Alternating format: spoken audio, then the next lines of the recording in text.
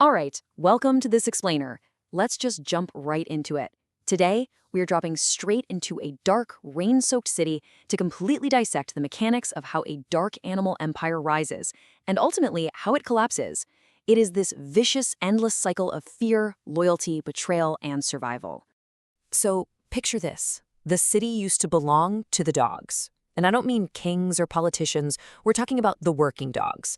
Dock workers, taxi drivers, war vets returning from conflicts that literally no one even remembered anymore. They built these streets with their own paws, and for a really long time, they genuinely believed the city was theirs.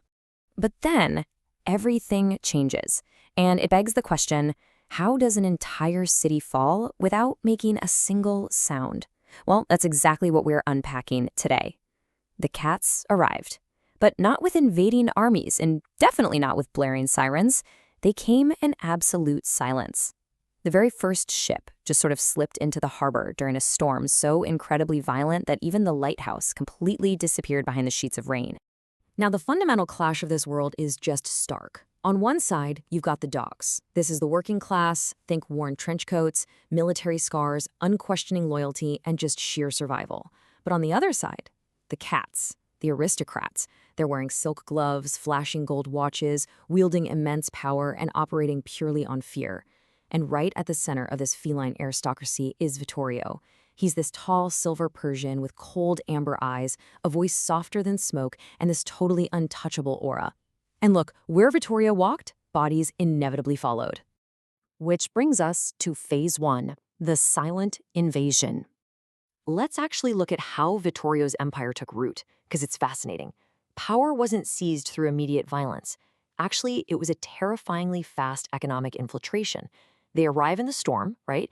And immediately, they just start pouring money into abandoned neighborhoods, opening these completely legitimate fronts, like casinos, restaurants, and nightclubs glowing red beneath the rain. And here's the crazy part. Even the dogs welcome them at first. But then, the timeline shifts. The disappearances start.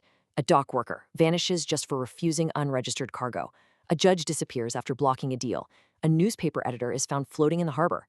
And literally before the city even realizes what's happening, total consolidation. Their specific methodology was basically a masterclass in control. Here is the Black Paw playbook, and it goes like this. Step 1, arrive in silence.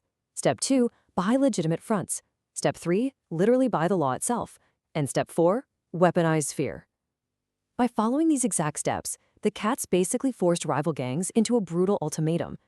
Every single rival dog gang faced the exact same choice. Join the empire or disappear completely. Most disappeared. Entire blocks just fell silent overnight. Within just 2 years. 2 years. Look at the sheer scale of the corruption Vittorio controlled. Smuggling, weapons, gambling, politicians, and yes, even the police department. You had cops taking orders from cats wearing silk gloves. The cats became the invisible rulers of the city, while the dogs were basically reduced to subjects inside the very city they built. Fear literally became the currency of the realm. A single black paw print left behind every counter. And you have to understand, this wasn't just graffiti. This was the ultimate mark of ownership. It took this abstract concept of fear and made it physical and made it real. Because of this one symbol, children literally stopped playing outside after sunset. Taxi drivers outright refused to drive down certain streets. The psychological grip was just absolute. Okay, let's move to Phase 2, the lone dog detective. So, amidst all of this systemic corruption, we meet Detective Marcus Kane. Marcus is this tired German shepherd, but his unwavering loyalty to justice means he absolutely refuses to surrender. But, loyalty carries a heavy cost. One night, a young informant shows up at Marcus's place, bleeding from the chest, and right before dying there on Marcus's floor, he hands over a rain-soaked, blood-stained ledger. The contents? Completely explosive. Bribed politicians, paid-off judges, corrupt police captains, and every single name connected straight back to Vittorio. Well, the very next morning, Marcus is suspended from duty, unofficially, of course, for getting too close. His captain, this aging bulldog with trembling paws, gives him one final, heavy warning. He just says, "Leave the cats alone." And honestly, it's just the sound of total defeat. It's a flat-out admission that the city was no longer alive. It was owned. This leads into Phase 3, an empire built on fear. But Marcus just couldn't let it go. He ends up trailing a convoy out to an abandoned warehouse, and he discovers crates stacked floor to ceiling with military rifles and explosives. The Black Paw family wasn't just preparing for business anymore. They were gearing up for outright conquest. Suddenly, the lights snap on, and Vittorio steps right out of the shadows. Marcus reaches for his gun, but Vittorio just smiles. And he drops this incredibly chilling line. You mistake power for law. The law belongs to whoever controls fear. And incredibly, Vittorio lets Marcus walk away alive. Not out of mercy. No, because surviving to tell the tale spreads fear way faster than a dead detective ever could. And that fear was about to completely overflow. 23. I really want you to just let that grim number sink in for a second. 23 dogs were executed publicly, right beside the shipping containers at dawn in the Harbor Massacre. And the response? The mayor denied everything. The police buried the evidence. Television stations literally just stopped mentioning the cats entirely. The empire had completely infected the city from inside out. Which sparks Phase 4, War in the Streets. The tension finally boils over, the silence breaks, and the streets absolutely erupt into chaos. This resistance was unprecedented. Dog gangs actually united for the first time in decades. You had war veterans, dock workers, street fighters, and even some corrupt cops who finally found their conscience and turned back. It was brutal, block-by-block warfare, gunfire echoing through apartment blocks, cars exploding under neon lights. The dogs were finally uniting to reclaim their home, turning these rain-soaked streets into a literal war zone. Now, while the city is literally burning, Marcus discovers Vittorio's ultimate failsafe. It's a secret bunker hidden deep beneath the harbor itself, and it is packed with vaults of cash, political records, blackmail tapes, basically enough raw evidence to completely destroy half the city government.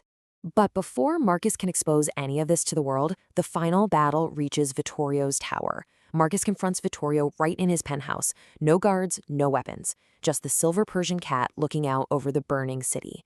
Marcus aims his pistol and tells Vittorio he destroyed the city. But Vittorio just looks down and whispers this haunting justification. No, I revealed what it truly was. And right at that moment, the tower explodes, bringing the climax of the war to this massive, fiery end. And that brings us to Phase 5, the illusion of defeat. So, by sunrise, the smoke clears, and the official narrative being pumped out by all the newspapers claims hundreds dead, politicians arrested, warehouses seized, and the Black Paw family officially erased from the records almost overnight. Sounds like a massive victory, right? But Marcus, with his grounded, cynical experience, he knows better.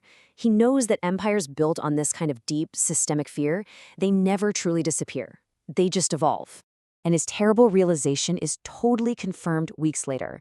Marcus is just checking his mail, and he finds a perfectly ordinary-looking item with a deeply sinister implication. It's an envelope with absolutely no return address. He opens it, and there it is. The psychological dread just comes rushing back in an instant. A single black paw print. That mark of ownership hasn't been erased at all. It's just retreated back into the shadows. And right beneath that paw print are just 3 words, written with absolute, quiet finality. We still exist. It just perfectly cements the enduring, almost viral nature of corruption and fear. Which really brings us to our final thought. The city survived, yes, but it never really belonged to the dogs again. Because somewhere inside those shadows, the cats were already rebuilding.